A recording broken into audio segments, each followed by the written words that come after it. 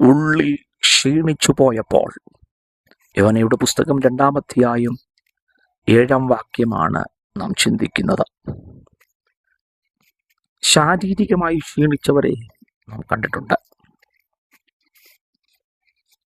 സാമ്പത്തിക തകർച്ച വന്ന് ക്ഷീണം സംഭവിച്ചവരെ നാം കണ്ടിട്ടുണ്ട്.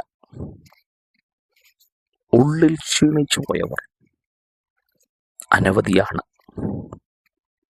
യോന പറയുന്ന വാക്കുകളാണ്: എൻ്റെ പ്രാണൻ എൻ്റെ ഉള്ളിൽ ക്ഷീണിച്ചു പോയപ്പോൾ. ജീവിതത്തിൽ മാനസികമായ ക്ഷീണങ്ങൾ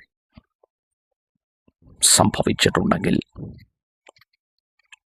യോന പറയുക, അപ്പോൾ ഞാൻ മറ്റൊന്നുമല്ല ഓർത്തത്. പ്രതീക്ഷകൾ കൈവിട്ടപ്പോൾ ഞാൻ ലോകത്തിലെ മറ്റാരെയല്ല ഓർത്തത്, ഞാൻ യഹോവയെ ഓർത്തു. ജീവിതത്തിൽ ആരെങ്കിലുമൊക്കെ ഉള്ളിൽ ക്ഷീണിച്ച് കടന്നു പോകുന്നുണ്ടെങ്കിൽ ദൈവത്തെ ഓർക്ക്. ദൈവം നിന്നെ എത്തിക്കേണ്ട തുറമുഖത്തെത്തിച്ചിരിക്കും. എന്നിട്ട് ദൈവസന്നിധിയിൽ പ്രാർത്ഥിക്കാൻ തുടങ്ങി. എൻ്റെ പ്രാർത്ഥന അവൻ്റെ സന്നിധിയിലെത്തി.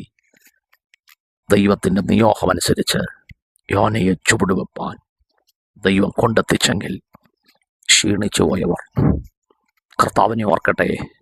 എത്തിക്കേണ്ട തുറമുഖത്ത് ദൈവം നിങ്ങളെ എത്തിക്കും. കർത്താവ്, ഈ പ്രഭാതത്തിൽ ക്ഷീണിച്ചു പോയവർ മനുഷ്യരെ ഓർക്കാതെ ദൈവത്തെ ഓർത്തുകൊണ്ട് ജീവിതയാത്ര മുമ്പോട്ട് നയിക്കാൻ സഹായിക്കണം. യേശുവിൻ നാമത്തിൽ തന്നെ. ആമേൻ. God bless U.